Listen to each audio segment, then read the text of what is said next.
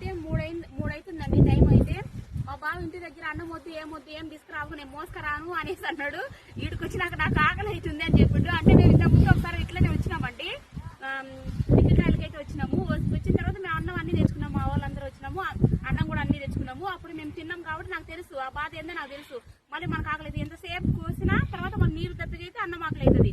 కానీ మా బావ ఉన్నాడు, నువ్వు అన్నం ఇవన్నీ తీసుకొస్తే నేను అసలు రాను, నాకు అన్నం ఎన్ని అవుతుంది, ఏం అన్నం ఆకలి కూడా ఒక పూటకి ఏం కాదులే అనేసి అన్నాడు. కానీ నీకు తెలియదులే బావ, మళ్ళీ మనకు అక్కడ అన్నం ఆకలి అవుతుంది అని చెప్పి నేను తీసుకొచ్చిన. ఇప్పుడు ఇక్కడికే వచ్చి నాకేం చెప్తున్నాడు, నాకు కూడా ఆకలి అవుతుంది, అన్నము పెట్టు కొంచెము, ఇద్దరం తిందాము కలిసి అనేసి అని చెప్తున్నాడు. ఇట్లా వాతావరణంలో అన్నం తింటే నాకు బాగుంది అనేసి అని చెప్తున్నాడు ఫ్రెండ్స్. ఇంటి దగ్గర అయితే వద్దన్నాడు. చూడు ఇట్లా